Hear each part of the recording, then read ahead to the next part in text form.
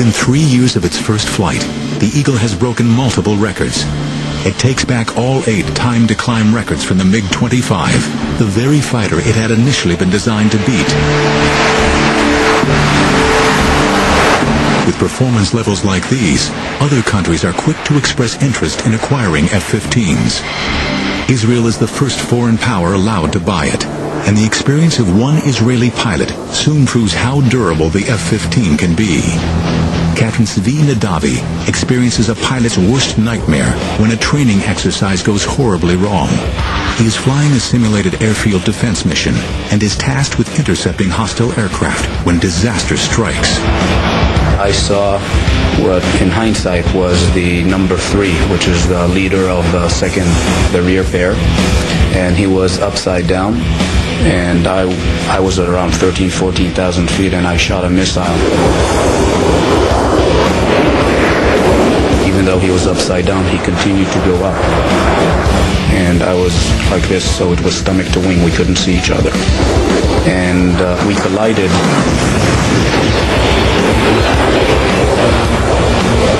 Big commotion, big bang. The A4 basically fireballed immediately.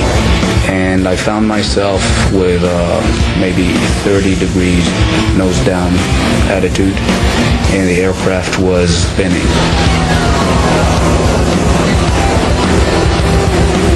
Right after the crash, I told my navigator, prepare to eject, we're going to eject.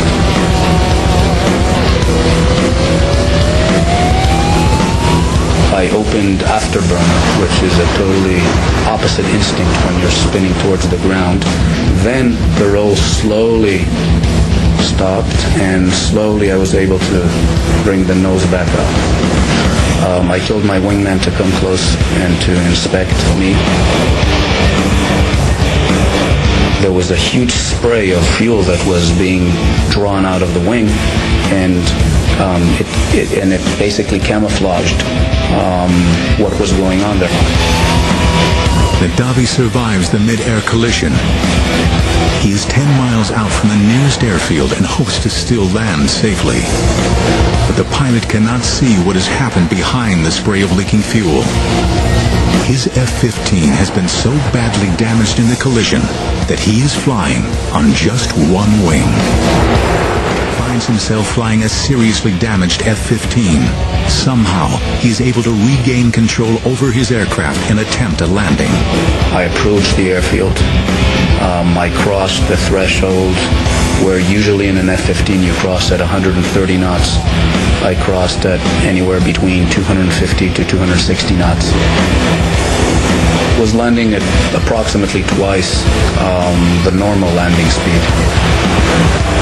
I put the tail hook down. There was a cable at about 1/3 of the runway, and we went into that cable. But because of the speed, the hook is not built for those speeds, and the hook basically tore off the airplane.